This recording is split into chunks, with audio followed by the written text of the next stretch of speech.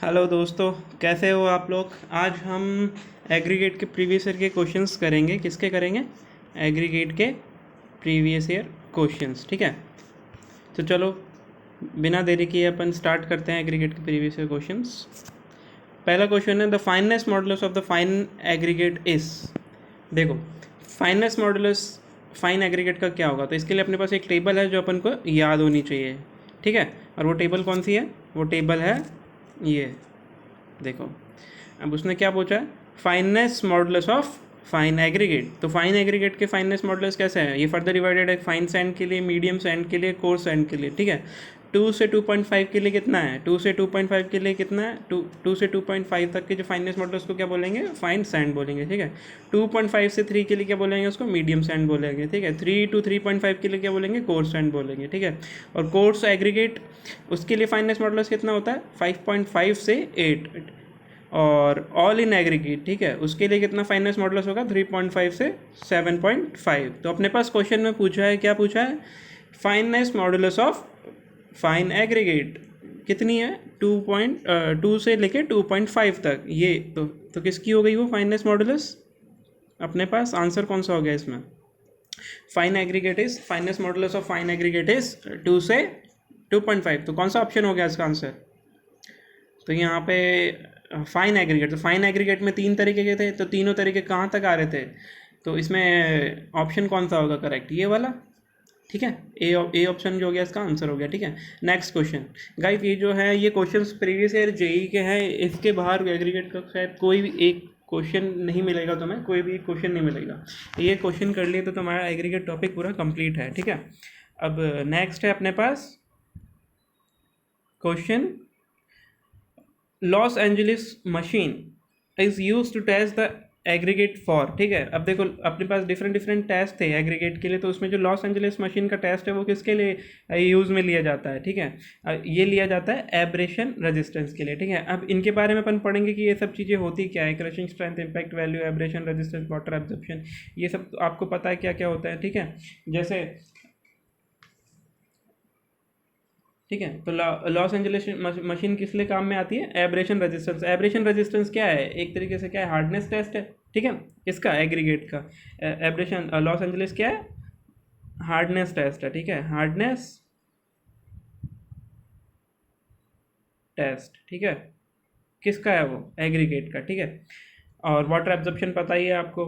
ठीक है, water absorption पता है, और वाटर एब्जॉर्प्शन टेस्ट पता है। इम्पैक्ट वैल्यू किसके लिए होता है? टफनेस के लिए होता है। क्रशिंग स्ट्रेंथ किसके लिए होता है? कंप्रेसिव स्ट्रेंथ के लिए होता है। ठीक है, एग्रीगेट की। ठीक है, और अब अपन नेक्स्ट क्वेश्चन पे जाएंगे। नेक्स्ट क्वेश्चन है अपने पास, good quality sand is never obtain from. ठीक है, अब गुड क्वालिटी का सैंड है वो कहाँ से अपन को नहीं मिलेगा? देखो, रिवर से अपन को गुड क्वालिटी ऑफ सैंड मिलता है, हाँ मिलता है। ठीक है, और सी से मिलता है, हाँ सी से मिलता है। ठीक है, और ग्रेवल का जो पाउडर है वो भी क्या है अपना एक तरीके से गुड क्वालिटी ऑफ सैंड है।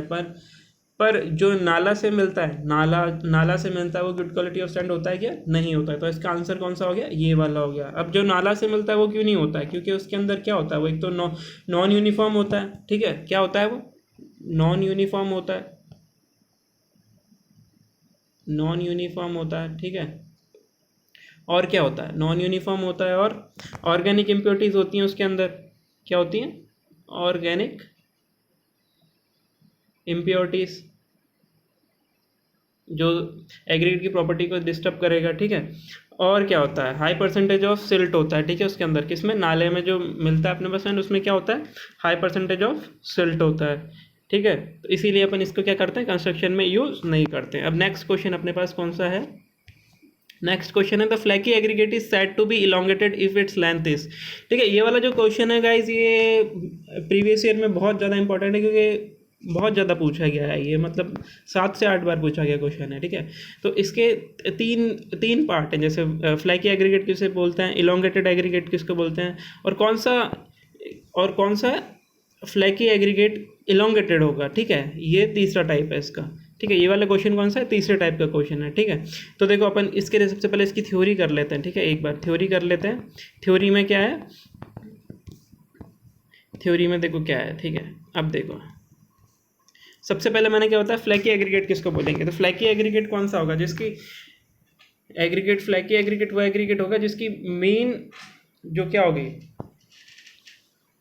लीस्ट लैटरल डायमेंशन जो होगी उसकी, क्या लीस्ट लैटरल डायमेंशन होगी, वो क्या होगी, should be less than 0.6 time it's mean dimension. ठीक है, क्या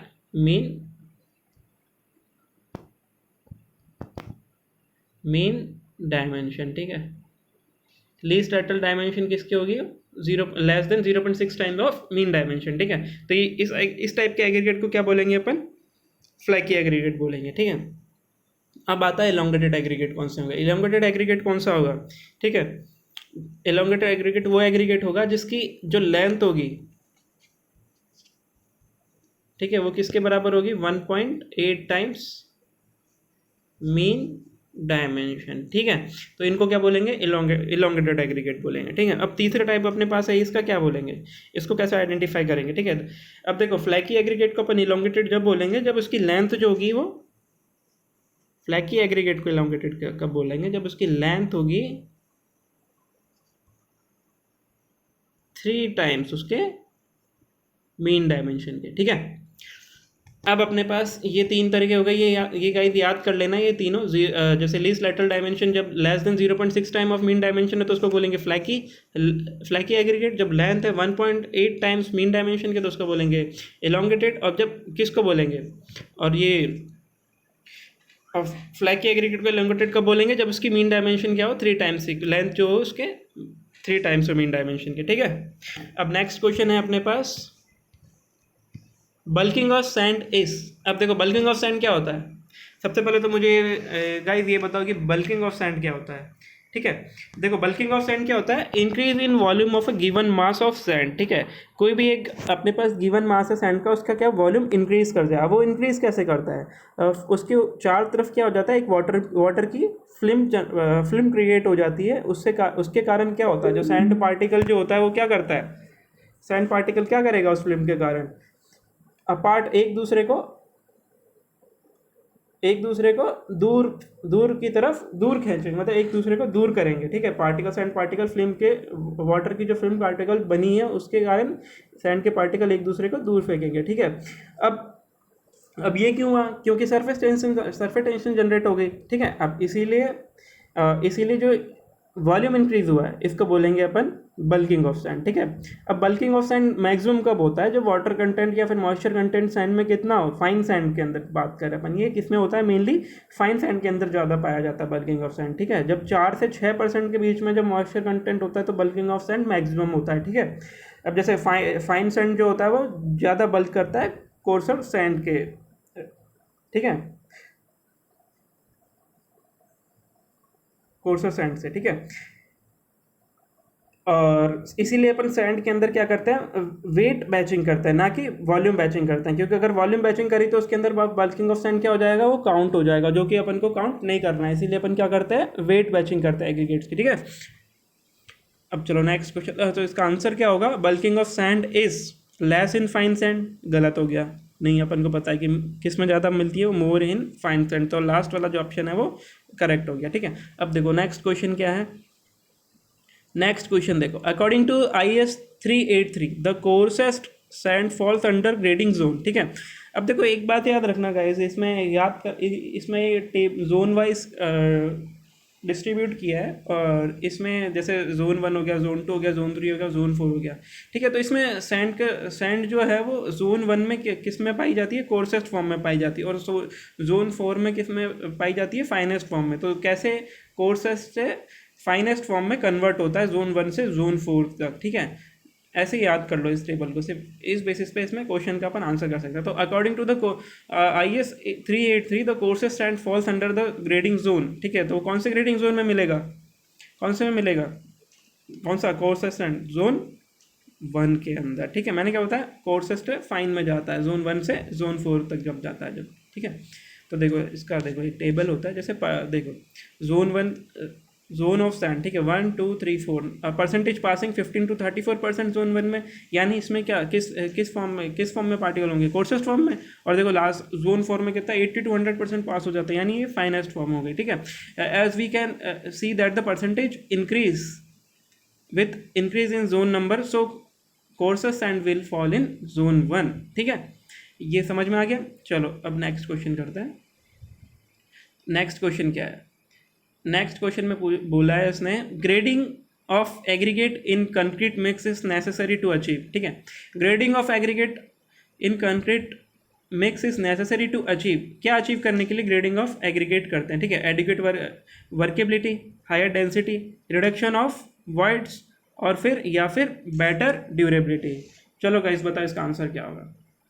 देखो ग्रेडिंग ऑफ एग्रीगेट वो अपन क्यों करते हैं, ताकि अपन को क्या मिले, एडिक्वेट वर्केबिलिटी। ग्रेडिंग मतलब क्या बताया था मैंने लास्ट वाली सीरीज जो थी, लास्ट वाला जो वीडियो था उसके अंदर ग्रेडिंग मैंने बताया था कि ग्रेडिंग होता है कि अगर पार्टिकल साइजेस जो अलग अलग साइज के पार्टिकल होते हैं वो एक साथ अगर अपन को मिले तो वो क्या वेल ग्रेडेड एग्रीगेट होता है। ठीक है, यानी एक अपने पास कोर्सेस्ट भी है, एक फाइनेस्ट भी है और एक उसका मीडियम भी है, तो इनके कारण क्या होगा, जो बीच में जो वॉइड होते हैं वो वॉइड अच्छी तरह से फिल होंगे। इससे क्या होगा, अपने को क्या मिलेगा, एक प्रॉपर एडुकेट वर्केबल कंक्रीट मिलेगा। ठीक है, और इसी के कारण जो वॉइड कम होंगे तो इसके कारण प्रॉपर कॉम्पैक्शन हो पाएगा, रिडक्शन इन वॉइड होगा, हायर डेंसिटी और बेटर ड्यूरेबिलिटी का अपने को कंक्रीट मिक्स मिलेगा। ठीक है, कंक्रीट मिक्स मिलेगा।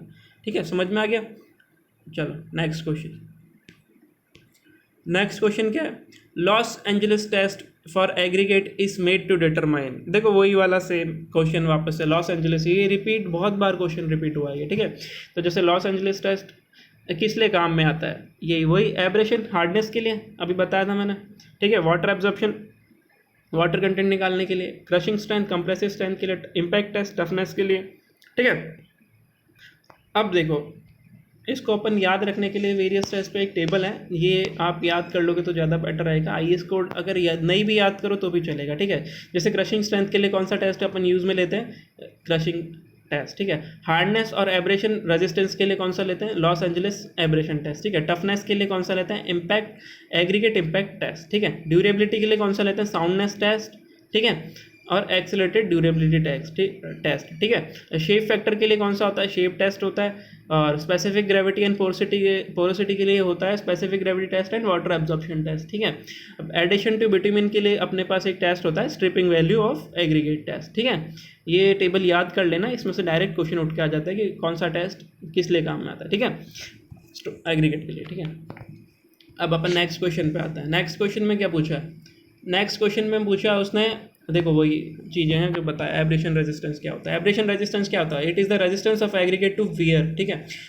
Where it measures hardness of the aggregate. ठीक है, वेयर मतलब विदाउट डिसइंटीग्रेट होता है, वियर मतलब खत्म होना, ऐसा मतलब होता है, मतलब तो डिसइंटीग्रेट जैसा ही मतलब हो गया, तो उसको रजिस्ट करे तो उसको क्या बोलेंगे, हार्डनेस ऑफ एग्रीगेट। ठीक है, इम्पैक्ट वैल्यू क्या होगा, it measures the resistance of aggregate under impact loading. मतलब इम्पैक्ट लोडिंग क्या होता है, मतलब एकदम से जैसे ऐसे करके एकदम से कोई लोड गिरे तो उसको बोलेंगे एकदम से इम्पैक्ट लोडिंग बोलेंगे, शॉर्ट ड्यूरेशन ऑफ टाइम के लिए जो लोड होता है। ठीक है, उसको बोलेंगे इम्पैक्ट रेजिस्टेंस, उसका जो मेजर करेंगे उसको बोलेंगे इम्पैक्ट वैल्यू टेस्ट। ठीक है, it measure toughness of the aggregate. ठीक है, वो क्या मेजर करता है, टफनेस ऑफ द एग्रीगेट। ठीक है, शेयर रेजिस्टेंस क्या होगा, it is the resistance of an aggregate to shear loading. ठीक है, शेयर लोडिंग के लिए काम में आता है। ठीक है, अब क्रशिंग रेजिस्टेंस क्या हो गया, वो कंप्रेसिव टेस्ट वाला, it is the resistance of an aggregate under static loading. अगर कोई स्टैटिक लोडिंग के अंदर एग्रीगेट आ रहा है तो उसके रेजिस्टेंस मेजर करेंगे तो वो कहाँ पे आएगा, उसका वो क्रशिंग रेजिस्टेंस होगा। ठीक है, it measure strength of the aggregate.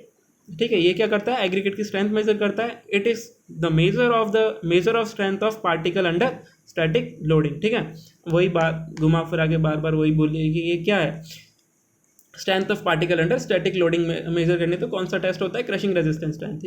ठीक है, जिसको बोलेंगे कंप्रेसिव टेस्ट भी बोलते हैं। ठीक है, अब नेक्स्ट क्वेश्चन क्या है अपने पास, for ensuring quality of concrete use. ठीक है, for ensuring quality of concrete use, अब अपन कौन कौन सा इसमें एग्रीगेट यूज़ करेंगे, अगर अपन को क्वालिटी ऑफ कंक्रीट को इंश्योर करके रखना है तो single size aggregate, two size aggregate, graded aggregate और कोर्सर एग्रीगेट। अभी जो मैंने वो बताया आपको कि वेल ग्रेडेड एग्रीगेट यूज़ करना चाहिए, तो इसमें कौन सा आंसर होगा, कौन सा आंसर होगा गाइस, चलो बताओ कौन सा होगा,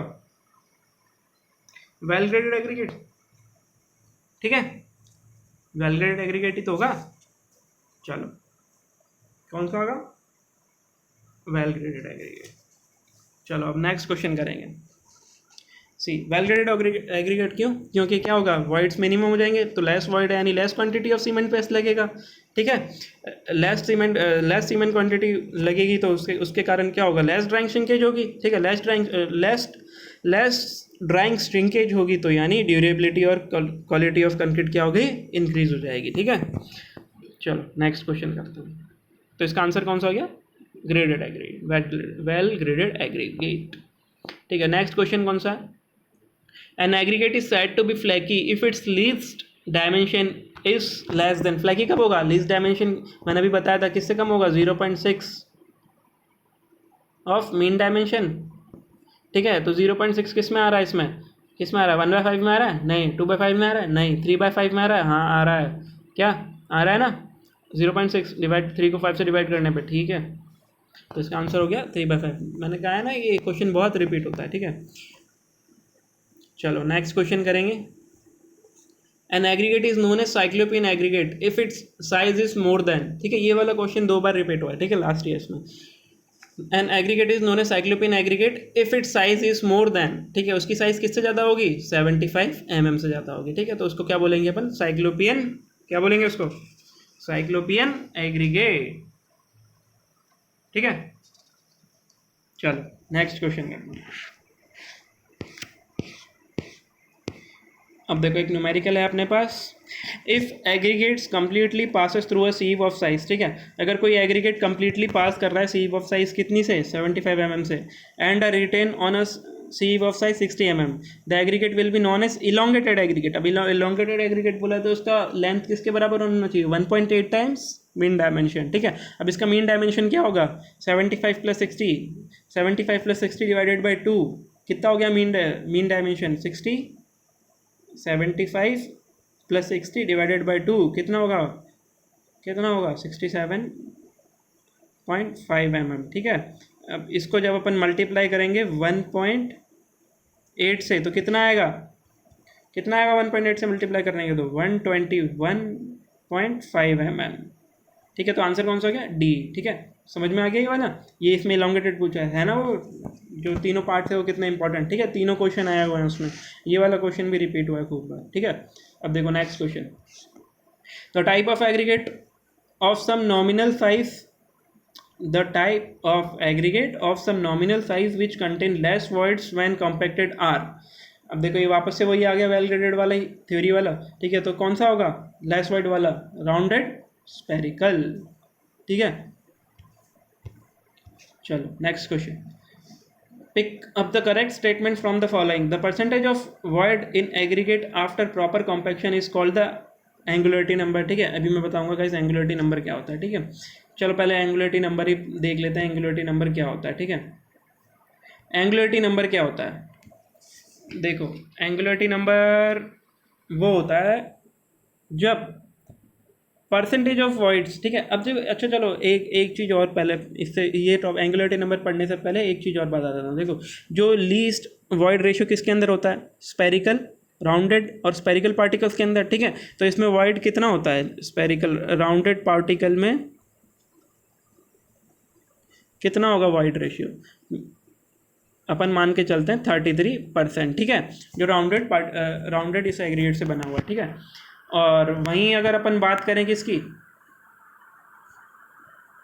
एंगुलर एग्रीगेट की,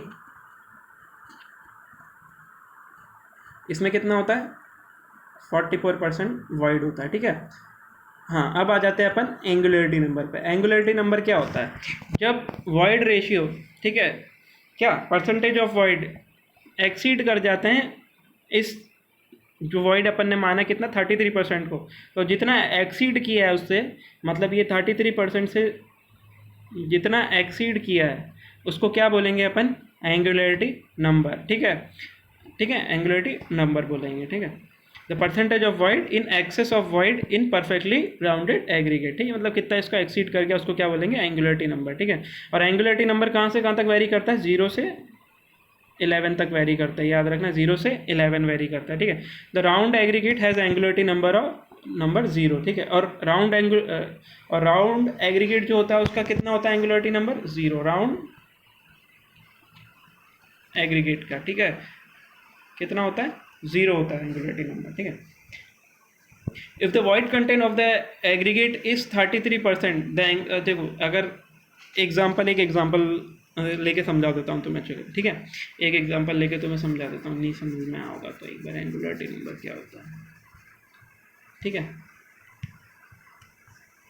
जैसे देखो void content of an aggregate is अपने पास गिवन है, कितना है वॉइड कंटेंट एग्रीगेट का, 33%, ठीक है। The angularity of such aggregate is considered 0, क्यों, ये किसका है, राउंडेड एग्रीगेट का है, तो इसको अपन क्या कंसिडर करेंगे, 0, ठीक है। If the void contain is 44%, मान लो कि 44% वॉइड कंटेन है, ठीक है, तो एंगुलरिटी नंबर कितना हो गया, मतलब ये किसका 33% को कितना एक्सीड कर गया, ठीक है, कितना कर गया, 44 माइनस 33 कितना, 11, तो एंगुलरिटी नंबर कितना हो गया इसका, 11, ठीक है। ऐसा एंगुलरिटी नंबर निकालते हैं, ठीक है। अब आ जाओ क्वेश्चन के ऊपर, क्वेश्चन क्या पूछा है, ठीक है। अब देखो क्वेश्चन में क्या बोला, the percentage of void in aggregate, the percentage of void in aggregate after proper compaction is called the angularity number. बोलो ये था क्या, नहीं, मैंने क्या बताया, वो कितना एक्सेस कर रहा है, एक्सेस में कितना जा रहा है राउंड एग्रीगेट के वॉइड रेशियो को, ठीक है, उसको क्या बोलेंगे अपन, एंगुलरिटी नंबर, ठीक है। ये क्या हो गया, पॉइंट गलत हो गया, ठीक है। और फिर इसने क्या बोला है, angular aggregate are superior to rounded aggregate, ठीक है। देखो ये वाला पॉइंट समझने के लिए तुम्हें एक चीज़ पहले, ये वाला पॉइंट समझने के लिए एक चीज़ पता होनी चाहिए तुम्हें, ठीक है। ये वाला जो स्टेटमेंट है वो ट्रू भी होता है और फॉल्स भी हो सकता है, इसीलिए इसको अपन कंसीडर नहीं करेंगे। और वो क्यों नहीं करेंगे वो मैं आपको भी बताता हूँ। देखो अगर एंगुलर एग्रीगेट होगा तो उसमें क्या होगा, हाई बॉन्ड होगा between surface of aggregate and cement paste, ठीक है, और बेटर इंटरलॉकिंग होगी इसके अंदर, ठीक है। एंगुलर एग्रीगेट में क्या होगी, बेटर इंटरलॉकिंग होगी, और क्या होगा, हाई बॉन्ड होगा किसमें, किसके बीच में, सरफेस ऑफ एग्रीगेट और सीमेंट पेस्ट के बीच में, ठीक है। ठीक है, ये समझ में आ गया। तो इस पॉइंट के अकॉर्डिंग क्या होना चाहिए, एंगुलर एग्रीगेट सुपीरियर होना चाहिए, ठीक है। पर अगर अपन फिक्स्ड वाटर सीमेंट रेशियो के लिए बात करें, किसके लिए बात करें, फिक्स्ड वाटर सीमेंट के लिए, तो अपने को पता है कि जो राउंडेड एग्रीगेट है, जो राउंडेड एग्रीगेट है उसमें क्या लगेगा, सेम फिक्स वाटर कंटेंट के लिए वो ज़्यादा सुपीरियर हो जाएगा, क्यों, क्योंकि उसमें वाटर रेशियो क्या हो जाएंगे, कम हो जाएंगे, जिसके कारण सरफेस एरिया क्या हो जाएगा, डिक्रीज हो जाएगा। सरफेस एरिया डिक्रीज हो गया तो वाटर कंटेंट कितना लगेगा, कम लगेगा, ठीक है, तो ज़्यादा सुपीरियर हो गया, ठीक है। तो ये जो बी पॉइंट है ये भी क्या हो गया, गलत हो गया, क्योंकि ये ट्रू भी हो सकता है और फॉल्स भी हो सकता है, ये कंडीशन पर डिपेंड करता है, ठीक है। अब जो थर्ड पॉइंट है देखो वो क्या है, the surface texture depends upon the hardness, grain size, free structure and the structure of the rock, ठीक है। ये वाला पॉइंट क्या है, सरफेस टेक्सचर पे क्या किस पर डिपेंड करता है, hardness, grain size, free structure और ये स्ट्रक्चर ऑफ द रॉक, ठीक है। ये वाला पॉइंट सही है अपने पास, ठीक है। तो इसका आंसर क्या हो गया, सी हो गया गाइस, ठीक है। सी वाला पॉइंट का आंसर हो गया। अब तुम समझ में आ गया एंगुलरिटी नंबर क्या होगा, ठीक है। और ये भी एंगुलर एग्रीगेट सुपीरियर क्यों नहीं है, अगर वो कंडीशन गिवन होती, ठीक है, क्या कि फिक्स वाटर सीमेंट रेशियो के लिए, तो क्या किसके लिए जाता, राउंडेड एग्रीगेट के लिए जाता। पर यहाँ पे क्या कुछ भी गिवन नहीं, यहाँ पे सिर्फ डायरेक्ट एक स्टेटमेंट दिया हुआ है, तो ये पॉइंट गलत हो गया बी वाला, ठीक है। कंफ्यूज मत होना, प्रीवियस ईयर का ही क्वेश्चन है, अच्छा क्वेश्चन था, ठीक है। अब देखो स्पॉट द ऑड स्टेटमेंट, अब अपन को क्या करना है, एक ऑड स्टेटमेंट इसमें से स्पॉट करना है। देखो राउंडेड एग्रीगेट, इरेगुलर और पार्शियली राउंडेड एग्रीगेट, ये भी इसका एक टाइप हो गया। एंगुलर फ्लेकी एग्रीगेट, कभी सुना है एंगुलर और फ्लेकी एग्रीगेट होता है कोई, एंगुलर फ्लेकी एग्रीगेट होता है, नहीं ना। तो ये वाला स्टेटमेंट कुछ और सा लग रहा है, हाँ लग रहा है, ठीक है। सिंगल साइज एग्रीगेट, हाँ पता है सिंगल साइज एग्रीगेट होता है, ठीक है। अपन ने सुना है कि फ्लेकी और इलोंगेटेड जरूर सुना है, पर एंगुलर फ्लेकी एग्रीगेट आज तक नहीं सुना, ठीक है। Angular aggregate may not be flaky and flaky aggregate may not be angular, ठीक है। देखो अब दिस डिफरेंट, तो इसका आंसर कौन सा हो गया, ये वाला एंगुलर फ्लैकी एग्रीगेट, कोई होता ही नहीं ऐसा कोई, ठीक है। अब देखो वेरियस टाइप्स ऑफ एग्रीगेट, ठीक है। एंगुलर एग्रीगेट देखो ऐसे शेप का होता है, कुछ राउंडेड एग्रीगेट ऐसे शेप का होता है, ठीक है। फ्लैकी एग्रीगेट ऐसा होता है, flaky aggregate mainly clay particles होते हैं, ठीक है। और इलोंगेटेड एग्रीगेट ऐसे लेंथ में थोड़ा बड़ा होता है। फ्लैकी एग्रीगेट ये हो गया, फ्लैकी और इलोंगेटेड ऐसे होगा, इलोंगेटेड ऐसा होगा, ठीक है। नेक्स्ट क्वेश्चन देखो, for the construction of cement concrete floor the maximum permissible size of aggregate is, ठीक है। अब देखो ये वाला क्वेश्चन भी क्या बहुत सही क्वेश्चन है, देखो इसके अपन को पॉइंट्स याद रखने पड़ेंगे, देखो ठीक है। The maximum permissible size of aggregate for various works are. ठीक है, देखो फॉर सीमेंट कंक्रीट फ्लोर उसके लिए कितना है 10 mm, याद रखना है। रेनफोर्स मेंबर के लिए कितना है 20 mm, ये भी याद रखना है। Massive work such as dam, retaining wall और एक्सेट्रा के लिए 40 mm। ठीक है, तो 10 mm, 20 mm और 40 mm। ठीक है, सीमेंट कंक्रीट फ्लोर के लिए 10 mm, रेनफोर्स मेंबर के लिए 20 mm और मैसिव वर्क के लिए 40 mm। ठीक है, तो यहाँ पे आंसर क्या होगा अपने पास, the maximum permissible size of aggregate for cement concrete floor, cement concrete floor के लिए कितना होगा 10 mm। ठीक है, वो याद रखना, उनमें से कुछ भी क्वेश्चन पूछ सकता है नेक्स्ट टाइम। ठीक है, 2017 में एसएससी जेईई में आया हुआ है मॉर्निंग सेशन में। ठीक है, क्वेश्चन। ठीक है, नेक्स्ट क्वेश्चन देखो, pick up the correct statement from the following. Correct statement अपन को इसमें से पिक करना है। ठीक है, अब देखो, the bulk density of fine aggregate is usually about 10% more than that of coarse aggregate of similar composition। ठीक है, ठीक है, ये अपन को अभी पता नहीं है। ठीक है, तो ये अपन याद करेंगे ये वाला पॉइंट। क्यों? क्योंकि होता है आईएएस कोड में गिवन है कि the bulk density of fine aggregate usually about 10% more than that of coarse aggregate. ठीक है, ये करेक्ट है। ठीक है, the specific gravity of aggregate is important for the determination of moisture content. हाँ सही है, ये भी स्पेसिफिक ग्रेविटी पता होना चाहिए डिटर्मिनेशन के लिए, किस लिए, मॉइस्चर कंटेंट के लिए, ये भी सही है। The absorption and porosity of an aggregate influence the property of the concrete. हाँ ये भी सही है, एब्जॉर्प्शन एंड पोरोसिटी अफेक्ट करती है किसको इन्फ्लुएंस करती है, कंक्रीट की प्रॉपर्टी को, ये भी सही है। ठीक है, तो ये सारे के सारे पॉइंट क्या हैं, सारे सही हैं, इसलिए ऑप्शन कौन सा हो गया, डी आंसर। ठीक है, नेक्स्ट क्वेश्चन देखो क्या है, सॉरी गाइस आवाज के लिए। The maximum size of aggregate in concrete depends upon. ठीक है, अब क्या पूछा इसने, the maximum size of aggregate in concrete depend upon the thickness of the structure section, हाँ, spacing of the reinforcement, yes, clear cover, yes, तो answer कौन सा हो गया, डी ऑप्शन। ठीक है, अब देखो नेक्स्ट क्वेश्चन। ठीक है, देखो इसके लिए कुछ पॉइंट्स है। The maximum size of aggregate is governed by the thickness of the section, spacing of the reinforcement, clear cover, mixing, handling and placing method। ठीक है, for economy the maximum aggregate size should be as large as possible but not more than 1/4 of the minimum thickness of the member। जो minimum thickness of the member है 1/4 से ज़्यादा नहीं होनी चाहिए। ठीक है, और the reinforced section of the reinforced section the maximum size should be 5 mm less than the clear spacing between the reinforcement and 5 mm less than the clear cover। ठीक है, ये वाला पॉइंट्स अपन को याद रखने में पड़ेंगे। ठीक है, चलो नेक्स्ट क्वेश्चन करते हैं। The strength of a concrete made with angular aggregate and rounded aggregate is partially same at water content. ठीक है, देखो इसने क्वेश्चन में क्या पूछा है, the strength of concrete made with angular aggregate and rounded aggregate is partially same at the water cement ratio is. कौन से वाटर सीमेंट रेशियो पे जो स्ट्रेंथ है कंक्रीट की एंगुलर एग्रीगेट और राउंडेड एग्रीगेट के लिए सेम होगी। ठीक है, तो इसके लिए अपने पास इसको याद करना पड़ेगा, नहीं इसको समझना पड़ेगा। ठीक है, जैसे देखो अगर अपने पास वाटर सीमेंट रेशियो है कितना, मान लो 0.4 है, 0.4 वाटर सीमेंट रेशियो है। ठीक है, तो angular crushed aggregate result in strength up to 38% higher than the rounded aggregate. ठीक है, वाटर सीमेंट रेशियो अगर 0.4 तक है तो एंगुलर एग्रीगेट जो कितनी क्रशिंग कितनी स्ट्रेंथ देंगे, ज़्यादा, राउंडेड एग्रीगेट से 38% ज़्यादा स्ट्रेंथ देंगे। ठीक है, और जैसे जैसे अपन वाटर कंटेंट क्या करेंगे, increase the water cement ratio, ये वाटर सीमेंट रेशियो इंक्रीज करेंगे तो क्या करेगा वो, इन्फ्लुएंस रफनेस। ठीक है, वो किसको इन्फ्लुएंस करेगा, वाटर सीमेंट रेशियो जैसे जैसे इंक्रीज हो रहा है इन्फ्लुएंस करेगा उसकी रफनेस को, किसकी रफनेस को, सरफेस ऑफ एग्रीगेट की रफनेस को। ठीक है, और इसके कारण सरफेस ऑफ एग्रीगेट क्या कर जाएगा, रिड्यूस कर जाएगा, सरफेस ऑफ एग्रीगेट से रफनेस क्या कर जाएगी, रिड्यूस कर जाएगी। तो फिर कुछ फ़र्क पड़ेगा एंगुलर एग्रीगेट और राउंडेड एग्रीगेट के बीच में। ठीक है, क्योंकि अच्छा जो सरफेस रफनेस है वो तो ख़त्म ही हो गई है। ठीक है, तो ये वाटर कंटेंट कहाँ पे अपन को मिलता है, 0.65 पर, 0.65 पे ये वाटर कंटेंट मिलता है, जिस पर क्या होता है एंगुलर एग्रीगेट और राउंडेड एग्रीगेट के अंदर स्ट्रेंथ में कोई डिफरेंस नहीं आता है। ठीक है, होप गाइस आपको ये वीडियो पसंद आई होगी।